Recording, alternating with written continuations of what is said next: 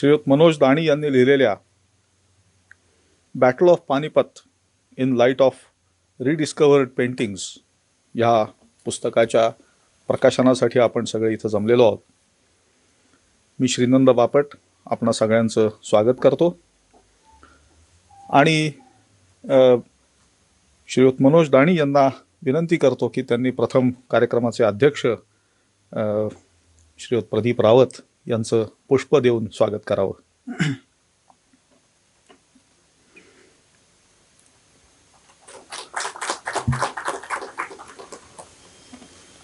तसंच त्यांनी आता आजचे प्रमुख वक्ते श्रीयुत उदय कुलकर्णी यांचं स्वागत करावं.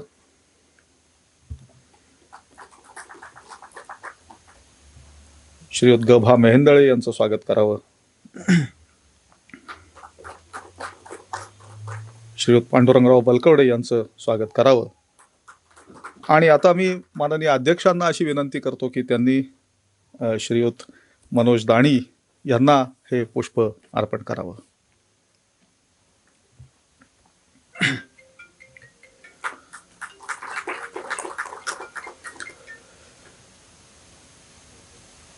हा कार्यक्रम तसा छोटेखानी आहे आणि आपण ह्या कोविडच्या सगळ्या पॅन्डेमिकमुळे निर्माण झालेल्या सगळ्या मर्यादांच्या मध्ये तो करतो आहोत. त्या मर्यादा पाळून आपण हा कार्यक्रम करतो आहोत.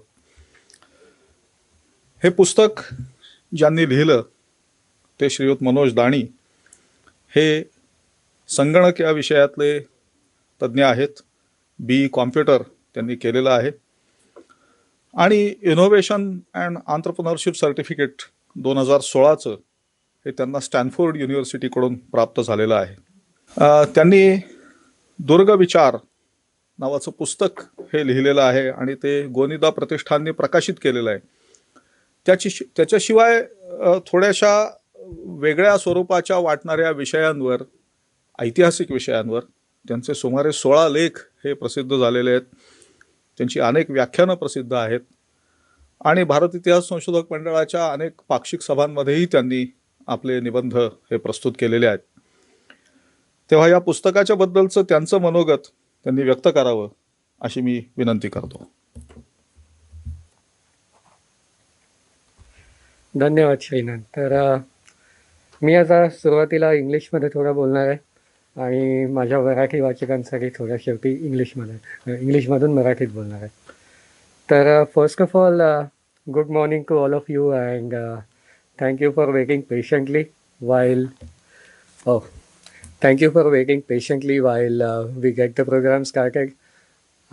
And at the very beginning, I would like to thank all of my viewers and all of my readers who have pre-booked the copies and kind of gave me such an amazing response that the distribution got overloaded. So thank you to all of you who have ordered your copies and provided a lot of encouragement to a new author like me. So with that out of the way,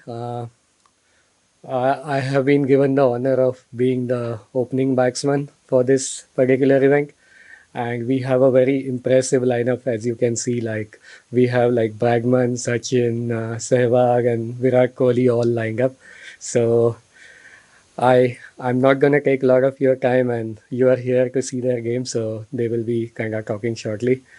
But I want to talk about 3 very important things that I have outlined in this book. And the very first one is like there has been like a lot of myths or beliefs that are kind of common in Pune particularly and in Maharashtra. Like we think Panipat is not really kind of what I would say is like Panipat is considered like a well-established history. Like there is very little changes or there is like a very little unknown. Like that is kind of the belief. But what I have discovered is we just know Panipat in very broad strokes, and whatever we know has been from like a very handful and selected sources, and those sources are not very reliable as well. So my opinion here is like we have just scratched the surface of that whole episode, and there is a lot to be discovered and there is a lot to be researched on this topic. So whoever is considering like this is done and settled is wrong. This is something that is very much to be deciphered, to be figured out. And I would appeal like whoever is aspiring to be a researcher or whoever wants to research on this topic, please do consider Panipat because a lot of it is still unknown. And what has happened in like past 10 or 20 years is that basically a lot of sources have become available online, and it's kind of very easy because you can be at your home and you can access like things worldwide, and that is why I consider that anybody who has interest, has time, and has passion for history can go and kind of figure out these things. You don't need like a very specialized knowledge or a very specialized access. So, just a sincere request to like all of you, just get your computer, search these things online, and I think you will also discover a lot of new things. So that is what I have experienced. Like, I'm not a historian by a training, but all I had is my passion and my dedication to the topic. So that's how I persevered and kind of was able to uncover all the things in this book. So, secondly, I would like to point out is like in Maharashtra in particular, like we focus a lot on textual sources. Like we say, oh, we need to have a document and it needs to have some kind of a narrative that we extract out of the document and then it's something novel. But I want to point out that there are a lot more things than documents. Like there are a bunch of miniatures, there are coins, there is architecture, then there is something called battlefield archaeology. Like there are like uh, archaeologists like Phil Harding who has gone to the battlefield of Waterloo and they have done amazing work there. So the world at large has been moving forward and doing a lot of new things, but we are still stuck in the past. So I would like to take this chance to kind of shake ourselves up and wake up, and we need to consider all those things that are kind of out there in the world. And we have to come out of this mentality of like discovering something and just trying to kind of monopolize it and just publish it and then say that's the last work. It doesn't work like that. Like everything you publish will have a different interpretation. Everything you publish will be kind of and should be debated, and that is what constitutes a healthy debate. That's what I believe. So with that, I want to talk a little bit about why this book and why I kind of got into writing so much about this. So it began like 5 years ago when I was at the British Library in London, and I got a chance to view the painting that is in British Library, the famous Panipat battle painting, and it's like this size, like it's a large painting, and you can be very up close, like right next to it, and then once you start observing those details, they are very fascinating. Like you just feel you are standing among them and like observing those things. So that's what kind of hooked me, or that's what captivated my attention. And then I realized like there are Persian inscriptions on it. There are like peculiar objects shown there. Like there is a special type of cannon called a howitzer or like a mortar that's kind of shown there. So I got very curious, and then I wanted to find out why these things are there and why that particular painting was made and who made it and all those kind of things.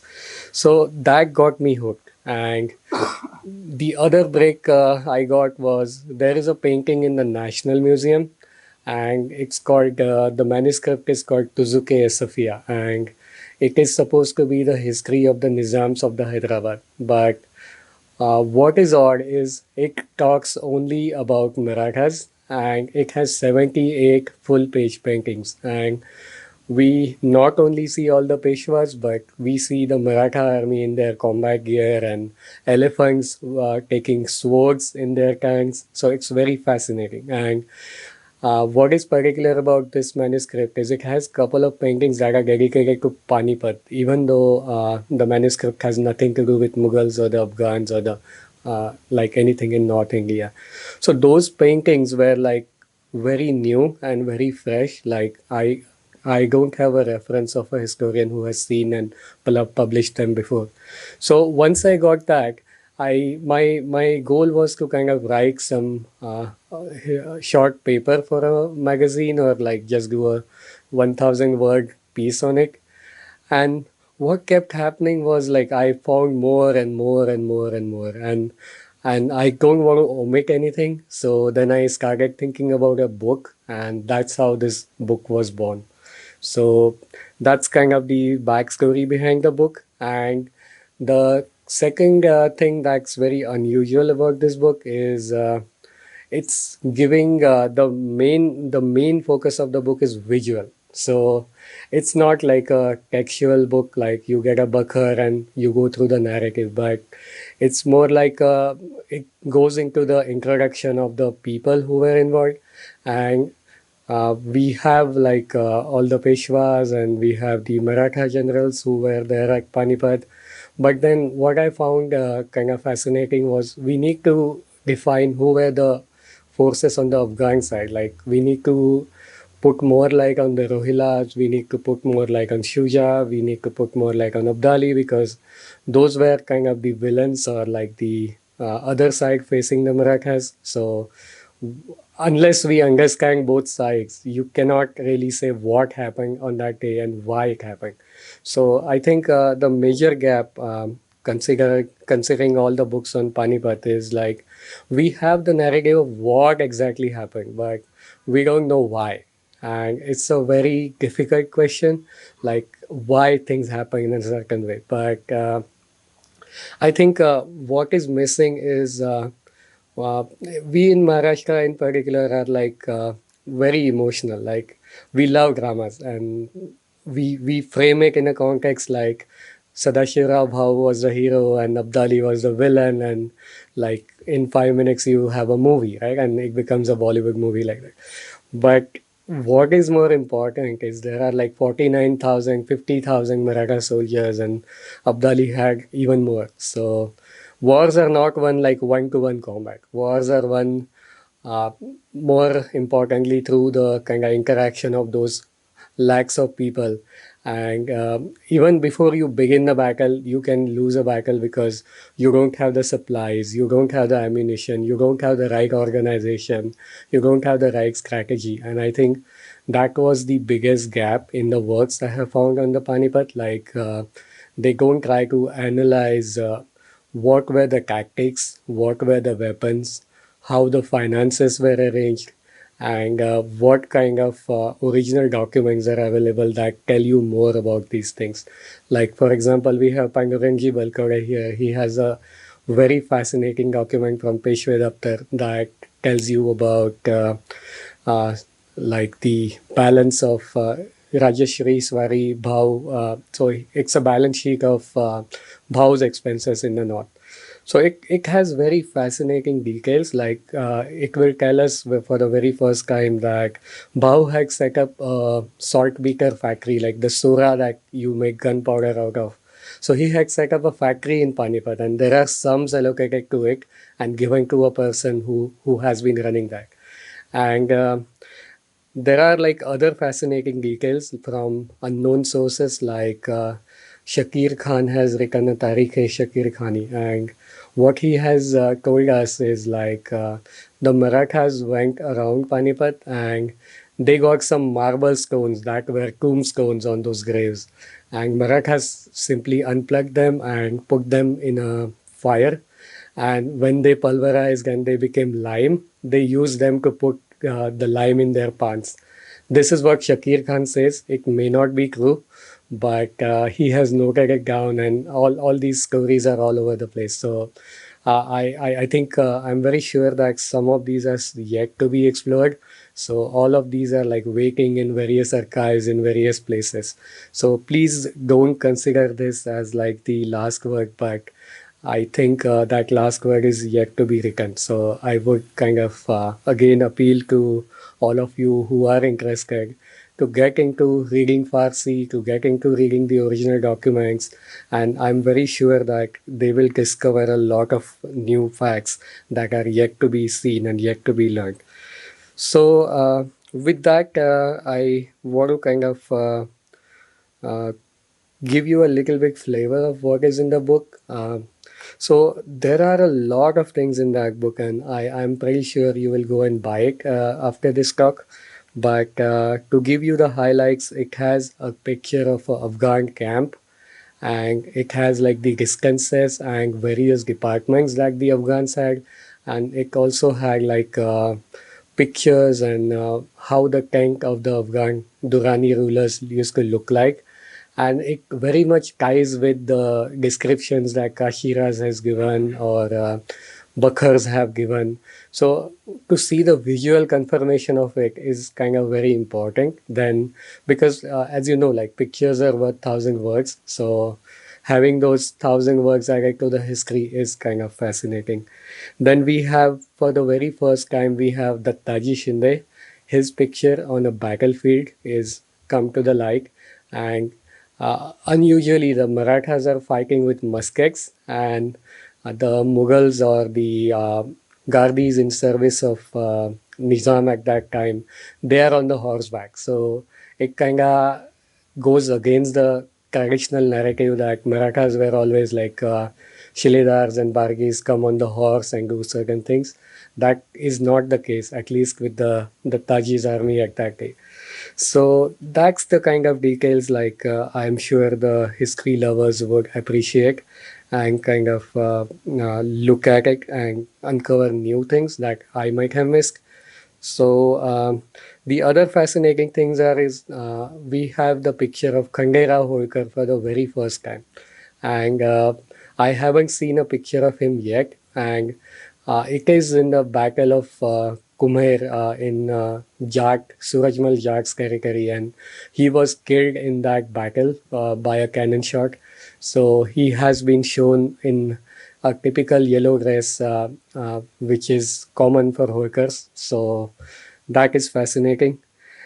Then we have for the very first time the painting of Peshwa Vishwasrao, and he was known for his charm and his beauty. And the contemporary authors have written that the Afghan soldiers were so fascinated that they wanted to make a mummy out of him and take him to Afghanistan. But fortunately, Shuja intervened and got the last rites gun on Vishwasarao's body. But we can actually see how Vishwasarao looked like, at least in the eyes of the painter. Not maybe not the real Vishwasarao, but that's as close as we can get to his kind of essence of his face and his body.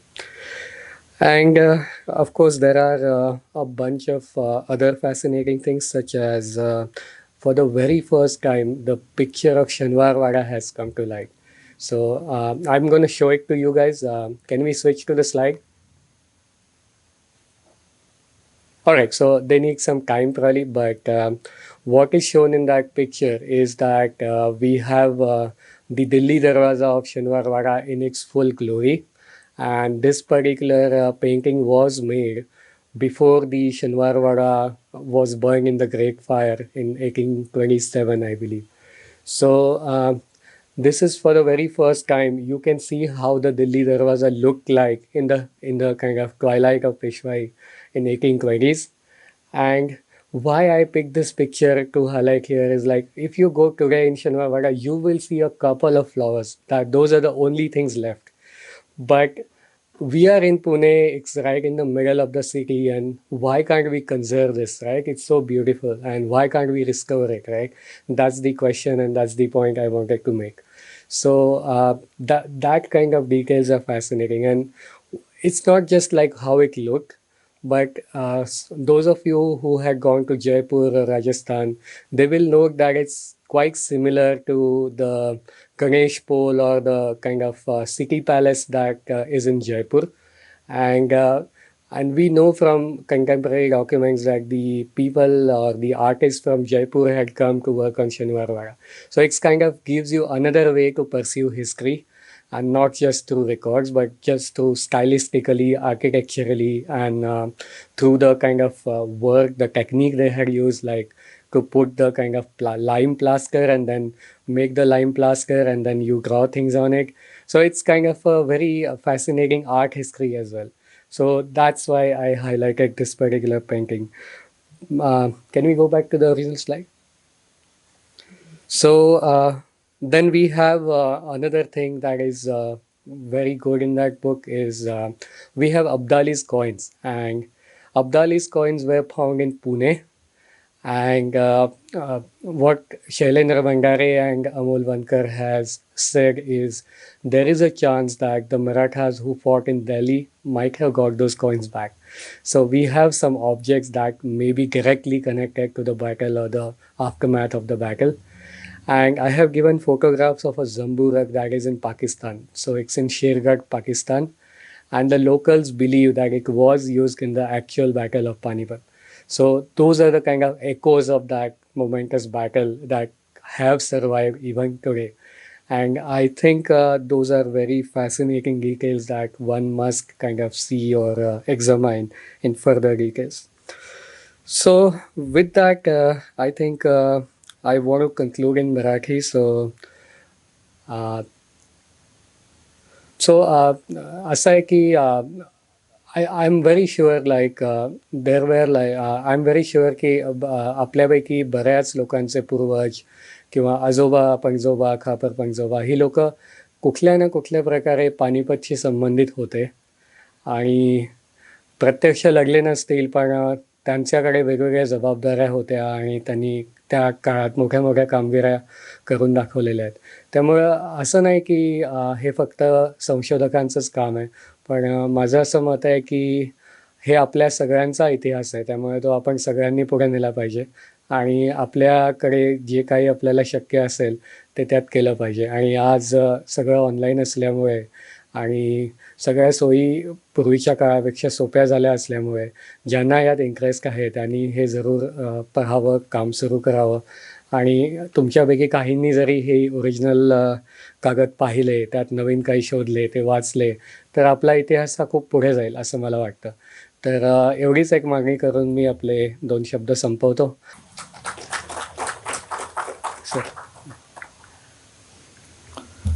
धन्यवाद मनोज.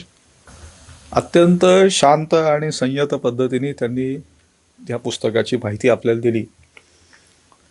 पण ते तयार व्हायला त्यांना किती कष्ट पडले असतील याची यत्किंचितही कल्पना त्यांनी आपल्याला येऊ दिलेली नाही. तेव्हा आता ह्या पुस्तकाचं प्रकाशन श्रीयुत गभा मेहेंदळे यांनी करावं अशी मी त्यांना विनंती करतो.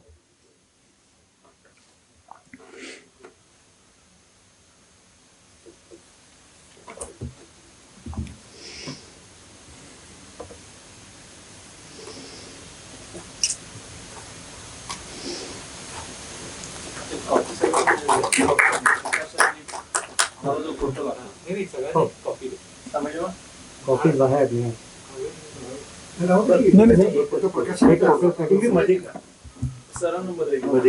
एक प्रत माझ्याकडे आहे ती मी देतो काय आता. हे घ्या. या पुस्तकाचं मूल्य 1500 रुपये इतकं आहे. पुस्तकामध्ये 152 पानं आहेत. त्याच्यामध्ये अनेक चित्र आहेत आणि त्याचबरोबर अत्यंत उद्बोधक महत्त्वाचा असा मजकूर त्याच्यामध्ये आहे आणि अत्यंत चांगल्या प्रकारच्या आर्ट पेपरवरती उत्तम छपाई ही त्याची केलेली आहे. आणि 1,500 रुपये किंमत असलेलं हे पुस्तक आज 1200 रुपयाला 1200 रुपयाला उपलब्ध आहे. ज्यांच्या हस्ते आपण हे प्रकाशन आत्ता केलं ते श्रीयुत गजानन भास्कर मेहेंदळे हे आपल्या सगळ्यांना ज्ञात आहेत.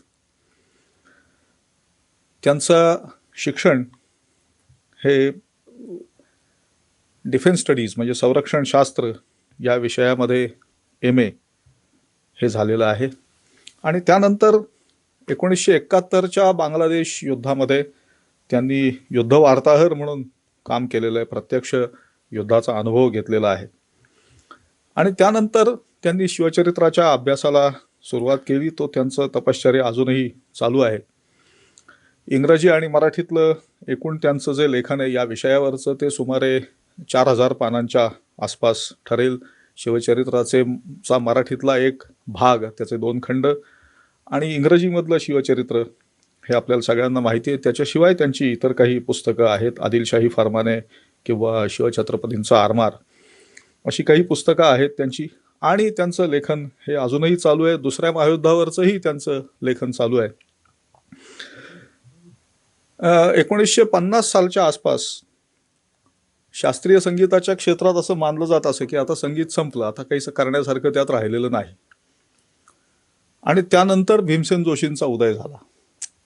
तर 1970च्या आसपास मराठ्यांच्या इतिहासाच्या संदर्भात आणि शिवचरित्राच्याही संदर्भात कदाचित तसंच मानलं जात होतं की आता काही महत्त्वाची जी काही साधनं आहेत ती प्रकाशित झाली आहेत, असं आता काही करण्यासारखं राहिलेलं नाही.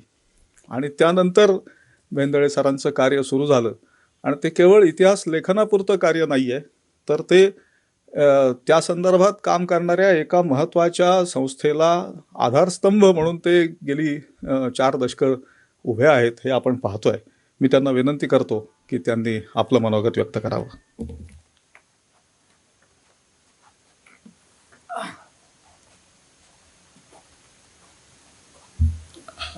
नमस्कार. ऐतिहासिक ग्रंथांमध्ये एवढी चित्र असतात याची अधिक स्पष्ट जाणीव मला मनोज दाणींमुळे झाली. कागदपत्रांमध्ये काही चित्र नसतात. काही फारसी हस्तलिखितं मी वाचली होती, पण ती आदिलशाहीची होती, मोहम्मदनाम्यासारखी. त्यांच्यात काही चित्र नव्हती.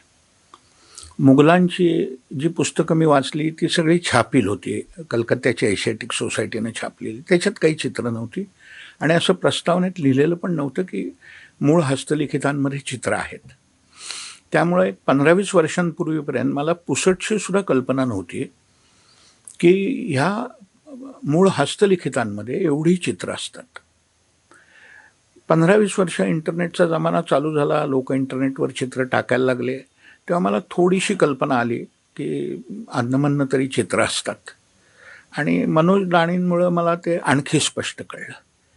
अलीकडं माहिती आहे की त्यांनी एक लेख लिहिला होता आणि त्यात लखुजी जाधवरावांचं चित्र त्यांनी छापलं होतं, बादशाहनाम्यातलं किंवा तुझू के जहांगीरीमधलं. माझ्या ध्यानीमनी नव्हतं की लखुजी जाधवरावांचं चित्र कधी कोणाला मिळेल. आणि आता पानिपतच्या बाबतीत तर त्यांनी खूपच चित्र मिळवली आणि त्या चित्रांचा इतिहासाकरता खूप उपयोग आहे. त्या काळातली शस्त्र कशी होती, लढाईकरता लोक कशा प्रकारे त्याची व्यूहरचना असे, अशा अनेक प्रकारची माहिती त्या चित्रांमधनं मिळते. एका दृष्टीनं आत्ता जे त्यांनी पुस्तक प्रसिद्ध केलं आहे ते जितकं वाचायचं पुस्तक आहे तितकंच कदाचित थोडं जास्तच पाहायचं पुस्तक आहे. आणि त्यामुळं ते असं एका बैठकीत बसून संपवायचं पुस्तक नाही आहे, ते बसून निवांतपणानं पुन्हा पुन्हा पाहण्याचं पुस्तक आहे. तर इतकं चांगलं पुस्तक तयार केल्याबद्दल मी त्यांचं अभिनंदन करतो. हेही सांगतो की ते अशाच प्रकारच्या अन्य पुस्तकांवर काम करत आहेत आणि तेही त्यांचं संशोधन पुढे येईल लवकरच, 1-2 वर्षात, अशी मला आशा आहे. त्याबद्दल मी त्यांना शुभेच्छा देतो आणि माझं बोलणं संपवतो.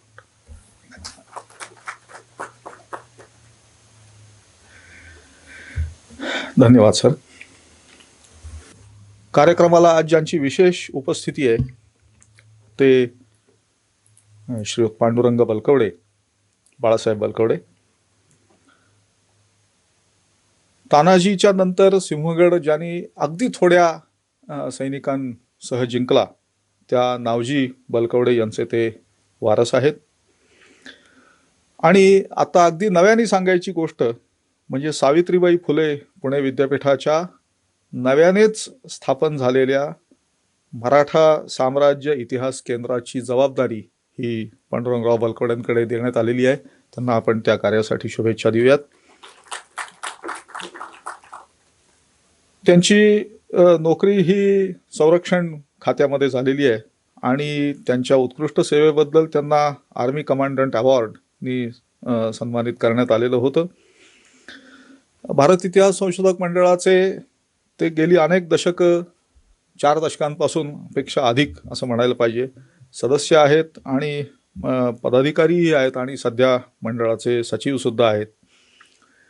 पुण्याच्या इतिहासाचा म्हणजे अगदी प्राचीन काळापासूनच्या पुण्याच्या इतिहासाचा आणि विशेषतः 18व्या शतकाच्या 17व्या आणि 18व्या शतकाच्या पुण्याच्या आणि एकूण मराठा साम्राज्याच्या इतिहासाचा त्यांचा मोठा अभ्यास आहे. त्याच्याबद्दलचं त्यांचं लेखन आहे ते प्रसिद्ध आहे. महाराष्ट्र शासनाच्या अनेक योजनांचे आणि प्रकल्पांचे ते सल्लागार आहेत. तेव्हा मी त्यांना अशी विनंती करतो की त्यांनी आपलं मनोगत व्यक्त करावं.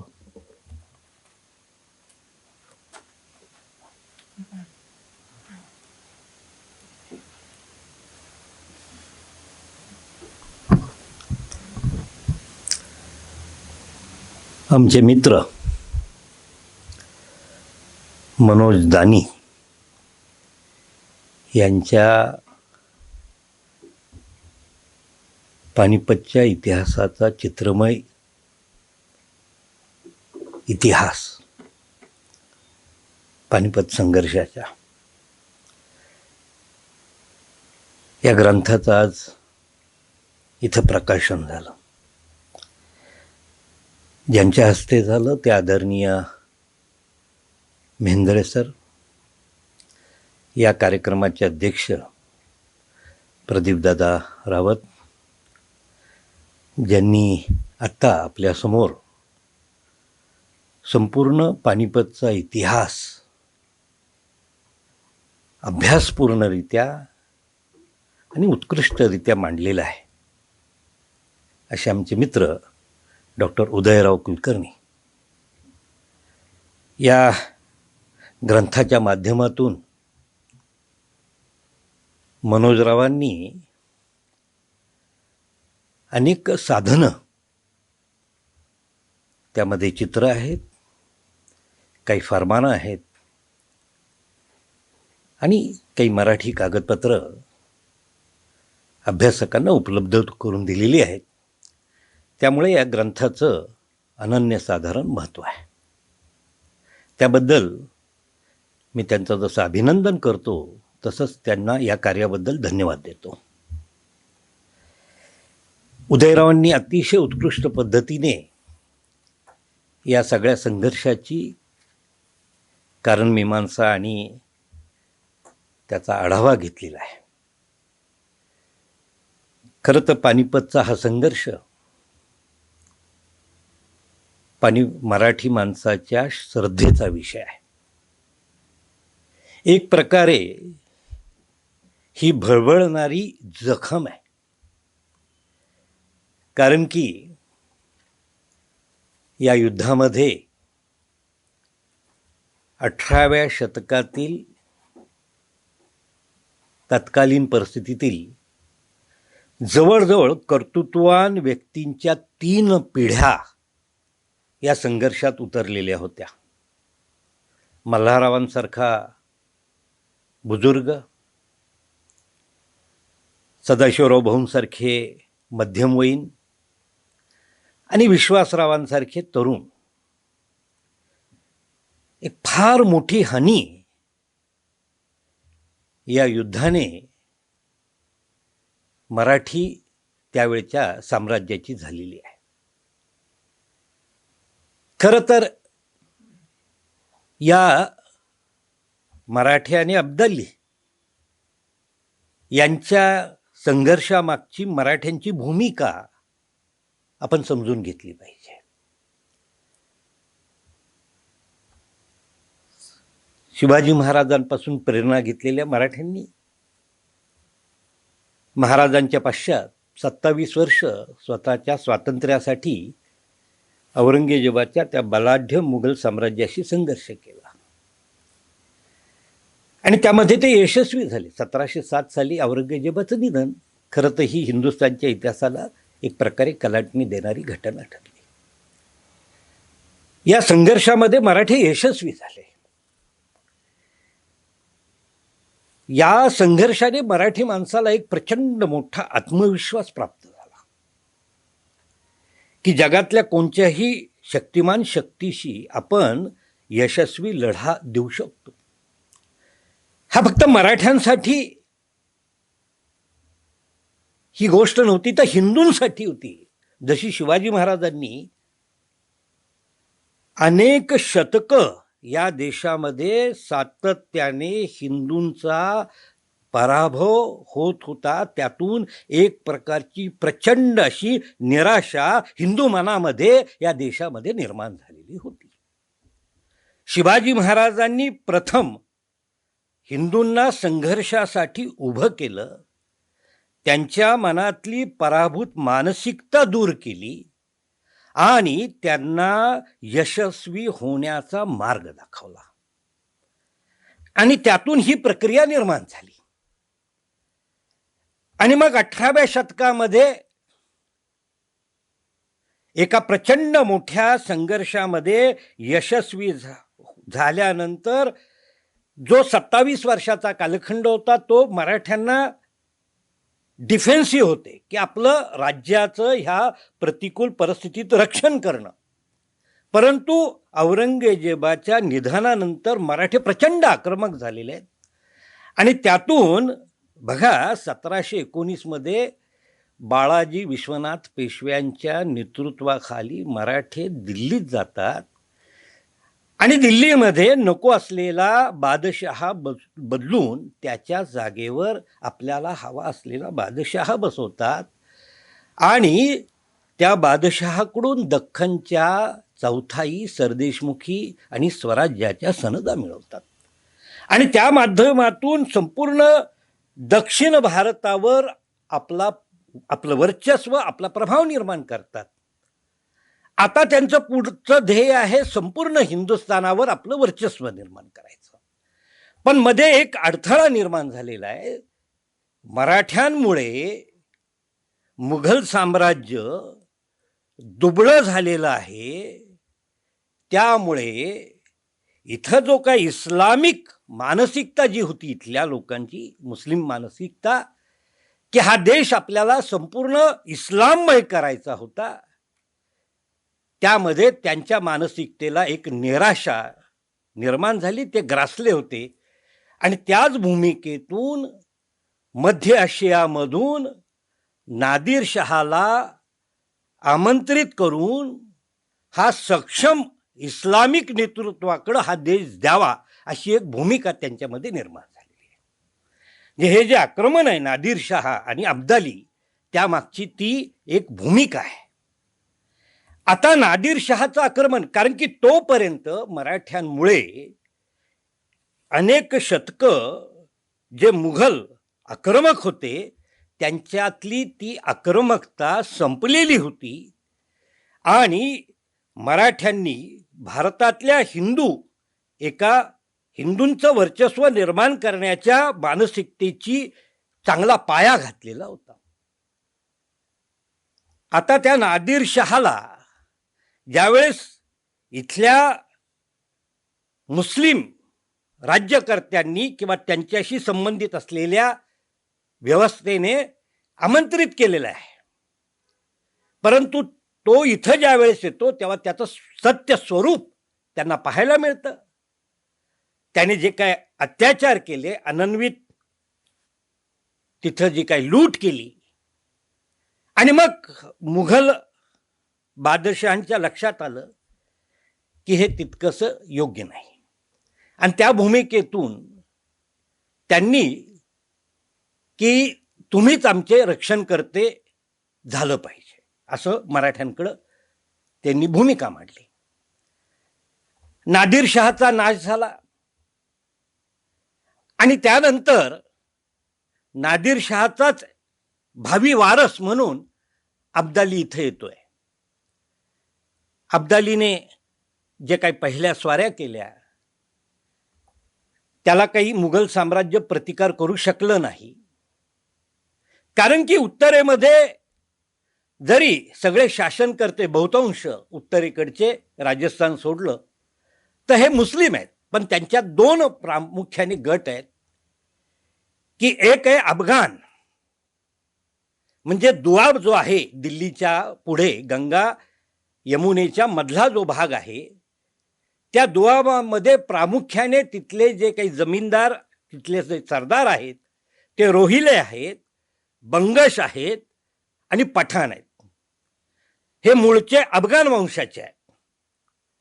आणि त्यांच्या मनात एक खंत आहे की मुघलांच्या अगोदर हा देश अफगाण सुलतानांच्या ताब्यात होता, तो मुघलांनी आमच्याकडून जिंकून घेतलेला आहे.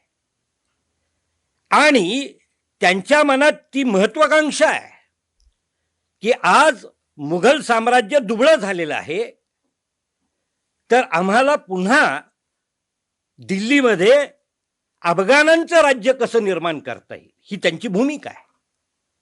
आणि त्याच वेळेस इथं इराणी आहेत, तुर्क आहेत, शिया आहेत. ह्या मंडळींना हे नको आहे. त्यातून एक संघर्ष आहे त्यांच्यामध्ये. आणि म्हणून हा संघर्ष चालू आहे. अब्दालीच्या मागं त्या स्थानिक परिसरामधला जो पाठिंबा आहे मोठ्या प्रमाणात, तो अशा पद्धतीचा आहे. आणि दुसरा पाठिंबा आहे तो इस्लामिक मानसिकतेचा आहे. त्यातून हा संघर्ष उभा राहतोय. आणि मग 1752 मध्ये अहमदी तह होतोय आणि अब्दालीला रोखण्याची जबाबदारी ही मराठ्यांवर सोपवली आहे. आणि त्या भूमिकेतून मराठे 1757-58 मध्ये दिल्लीत जात आहेत रघुनाथरावांच्या नेतृत्वाखाली. आणि अब्दाली म्हणजे बघा, नादिरशाह ज्याप्रमाणे की बाजीराव उत्तरेकडे येतोय हे लक्षात आल्यानंतर तो संघर्ष टाळून ज्याला दिल्लीत आपलं राज्य स्थापन करायचं होतं त्याच्या मनात येतं की बाबा आत्ताचा हा काळ काय, दिल्लीमध्ये आपल्याला सत्ता स्थापन करण्याचा नाही, आपल्याला थोडीशी माघार घ्यावी लागेल आणि आपण शक्य तेवढी म्हणजे प्रचंड लूट करू आणि आपण इथून निघून जाऊ. म्हणजे बाजीरावाच्या उत्तरेकडच्या आगमनाच्या वार्तेने नादिरशाह आपल्याला जी मिळालेली लूट आहे तिचंच रक्षण, कारण की बाजीरावाशी संघर्ष झाला तर त्याचा निर्णय काय होईल, त्यात आपण यशस्वी होऊ का नाही अशी त्याच्या मनात शंका आहे. आणि म्हणून जे काही मिळालेलं आहे ते घेऊन जाणं हे त्यांनी आपलं योग्य असं त्याची भूमिका आहे. आणि अशाच पद्धतीची भूमिका 1757-58 मध्ये अब्दालीची झालेली आहे की ज्याप्रमाणे रघुनाथरावाच्या नेतृत्वाखाली मराठे उत्तरेकडं दिल्लीकडं निघालेले आहेत, तर हा संघर्ष टाळणं आणि आपल्या पदरी जे पडलेलं आहे ते घेऊन. आणि पण प्रामुख्याने त्याची दोन महत्त्वाचं हे काय आहे की आजचा जो पाकिस्तान आहे, सिंध, मुलतान आणि पंजाब, यावर आपल्या तिन्ही स्वाऱ्यांमध्ये त्यांनी बऱ्यापैकी आपली सत्ता प्रस्थापित केलेली आहे. तेवढी जरी आज सत्ता आपल्या ताब्यात राहिली तरी आपण भविष्यामध्ये पुन्हा येऊन आपण आपली दिल्लीमध्ये सत्ता प्रस्थापित करू, ह्या भूमिकेतून तो निघाला. मराठी त्याचा पाठलाग करतायत. आणि प्रथमच असं घडतंय की खैबर खिंडीतून किंवा बोलन खिंडीतून जी आक्रमणं होत आहेत त्याला थोपवण्यासाठी भारतीय हिंदू राज्यकर्ते त्या खैबर पासपर्यंत जाण्याचा प्रयत्न करतायत. ही खरं सांगायचं तर अनेक शतकांमधली ही आगळी वेगळी घटना आहे, गोष्ट आहे. आणि त्यानंतर अब्दाली जो पुन्हा येण्याचाच निर्णय घेऊन येतो आणि फक्त ह्या वेळेस मात्र त्याने इथली मानसिकता बदलण्याचा प्रयत्न केलेला आहे. त्याचा जो हस्तक आहे नजीब खान, तो यात महत्त्वाची भूमिका करतोय. किंवा इथले जे काय बंगश, रोहिले आणि पठाण मंडळी इथल्या सर्व मुसलमानांना, मग तो शिया असो, सुन्नी असो, तो तुर्क असो, अफगाण असो, इराणी असो, की आपल्याला सगळ्या मुस्लिम मनाने एकत्र होण्याची गरज आहे ह्या मराठा हिंदूंना रोखण्यासाठी. आणि यातून त्यांचं एकत्रीकरण चालू आहे. दुर्दैवाने याच वेळेस आमच्या हिंदूंमध्ये अनेक तट पडलेले आहेत, प्रामुख्याने रजपुतांमध्ये. त्याच्यामध्ये विजय सिंग आणि माधव सिंग यांच्या मनात मराठ्यांविरुद्ध असहकार आणि अब्दालीच्या निमित्ताने किंवा अब्दालीकडून जर मराठ्यांचा नाश होणार असेल तर आपल्यासाठी तो फायद्याचा आहे. कारण की अकबरापासून ते मराठ्यांच्या 18व्या शतकापर्यंत राजस्थानातले रजपूत राज्यकर्ते हे मुघल साम्राज्याचा कणा म्हणून भूमिका बजावत होते. त्या जागेवर मराठ्यांनी आपलं स्थान निर्माण केलं होतं आणि त्यांनी रजपुतांवर आपला प्रभाव आणि वर्चस्व निर्माण केलं होतं.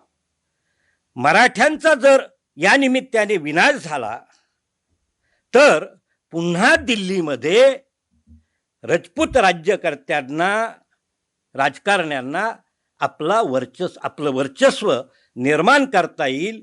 या भूमिकेतून सर्व रजपूत राज्यकर्ते मराठ्यांपासून असहकारात पडलेले आहेत. आता सूरजमल जाट की जो मराठ्यांशी सहकार्य करतो, पण तो देखील त्यावेळेस फायद्याच्या भूमिकेत जातो की तुम्ही मला आग्रा सुभा द्या अशी मागणी करतो. आग्रा आणि अजमेर सुभ्याची तो मागणी करतो. तत्कालीन परिस्थितीमध्ये एवढं प्रचंड मराठ्यांचं सैन्य उत्तरेत असताना आपल्या ताब्यातले हे 2 सुभे मराठ्यांना त्याला देणं हे त्यावेळेच्या परिस्थितीत शक्य नव्हतं आणि त्यातून तो दुखावला गेलेला आहे. बरं, त्याची दुसरी मागणी आहे की माझा वजीर, म्हणजे वजीराला जो गाझीउद्दीनला जो पाठिंबा देतो, तर त्याच्याऐवजी तो काय म्हणतो की तुम्ही सुजाला वजीर करा. दिल्लीच्या राजकारणामध्ये सुजापेक्षा मराठ्यांना गाझीउद्दीन असणं सोयीचं होतं. त्यामुळे त्या गोष्टीमुळे जसा सूरजमल आणि सुजा हे दोघंही मराठ्यांपासून दूर गेले आणि एका विपरीत परिस्थितीमध्ये मराठी आहेत.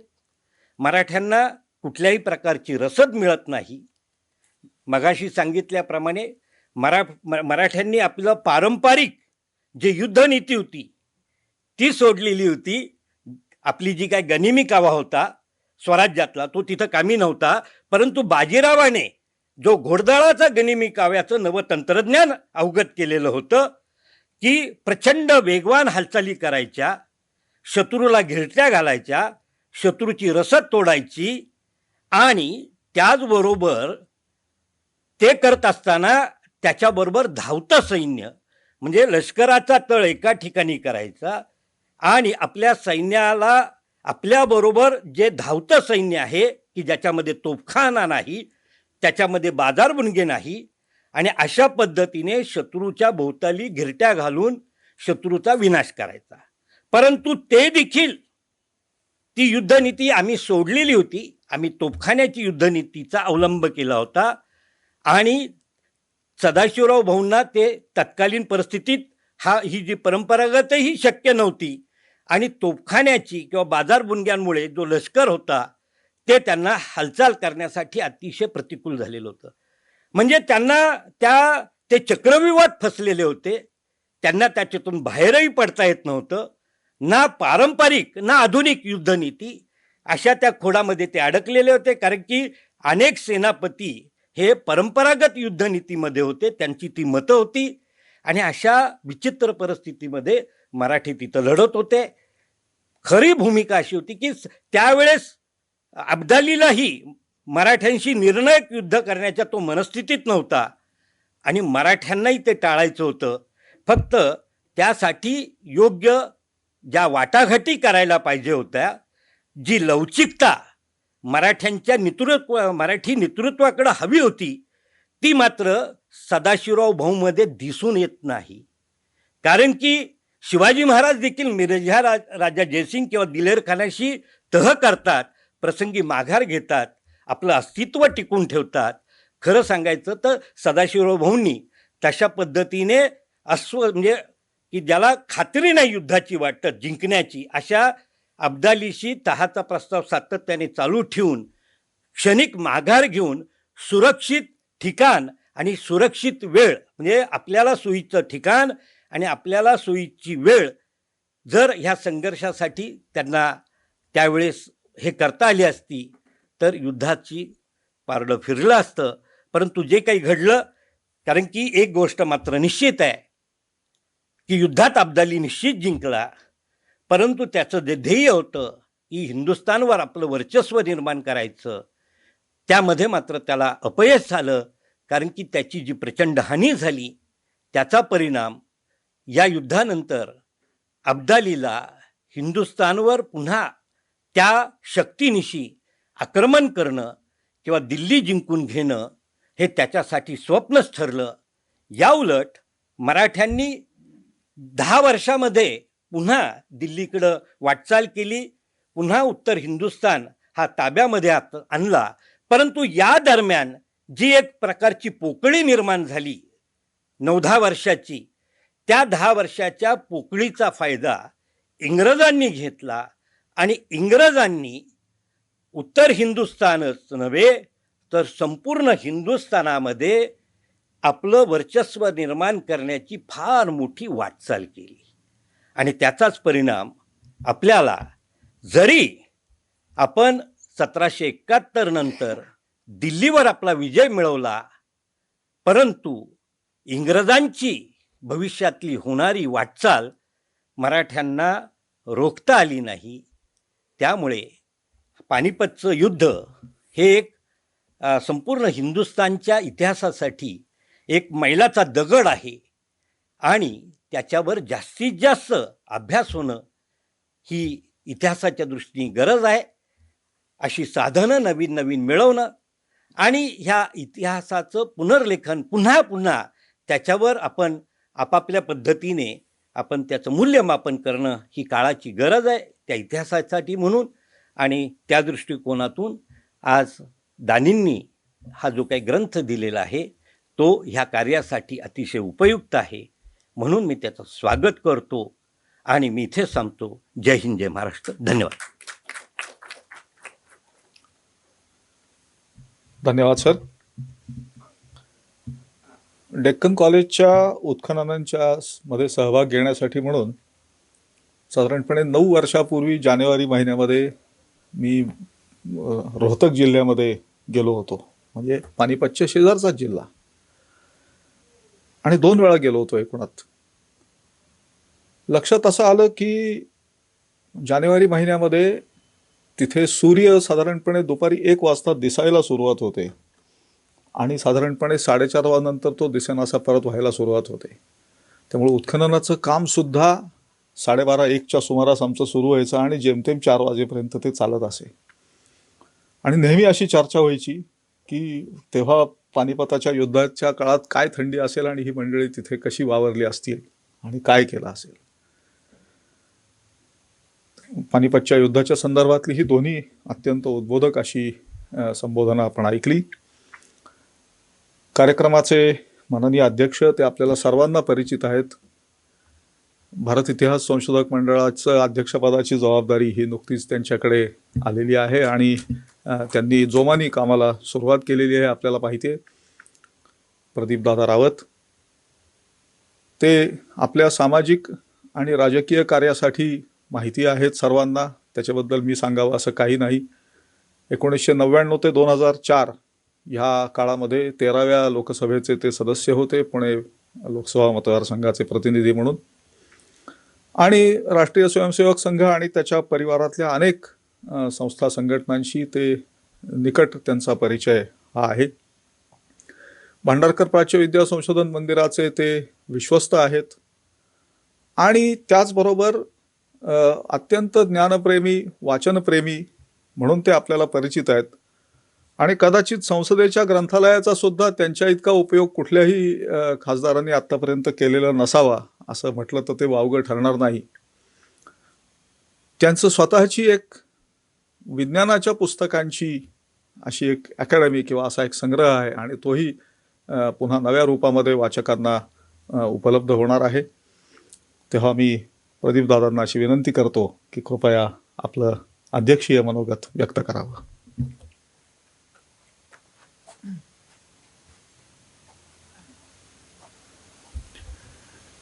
मी मनोगत नाही आहे, आभार मानण्यासाठी उभा आहे. एकच आता डॉक्टर उदय कुलकर्णींनी जो उल्लेख केला त्या संदर्भात पूर्वी मेंदळे सरांनी त्यांनी ओंकारांकडनं ऐकलेली एक या बाबतीतली हकीकत मला आठवली. ती म्हणजे नानासाहेबांचं खूप आजारी असताना हा जो विवाह झाला, तर त्याच्याबद्दलचा कागदपत्रांमध्ये असा तपशील असल्याचं ओंकारांकडनं कळलं होतं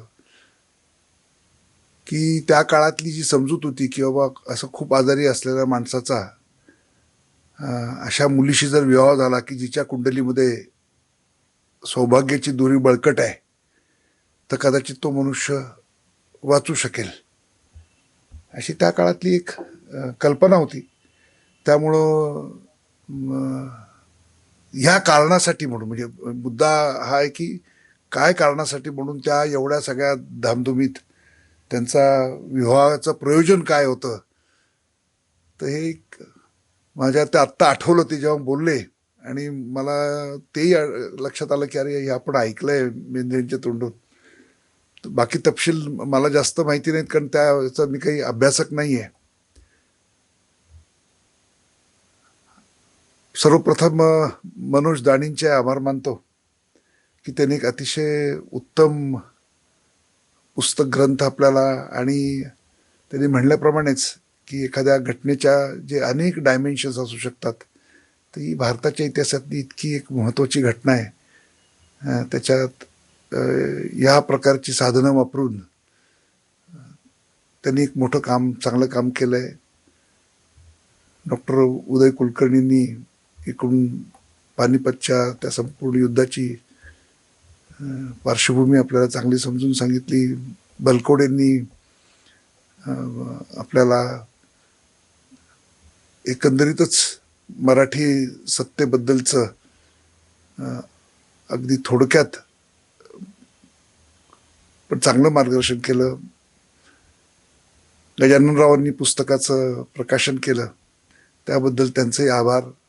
आपण सर्वजण या ठिकाणी उपस्थित राहिलात त्याबद्दल सगळ्यांचे आभार मानतो. आणि एक छान कार्यक्रम आज इथं आयोजित करायला भांडारकर संस्थेतर्फे हे सगळं केलं गेलं, आणि श्रीनंदनी अतिशय यशस्वीपणाने त्याचं नियोजन केलं. सगळ्यांचे पुन्हा एकदा आभार. धन्यवाद महोदय. आपल्यालाही मनपूर्वक धन्यवाद. आणि उपस्थितांना विनंती की ग्रंथाच्या सवलतीच्या मूल्याचा आपण अवश्य लाभ घ्यावा. माननीय अध्यक्षांच्या परवानगीने हा कार्यक्रम इथे संपतोय असं मी घोषित करतो. धन्यवाद.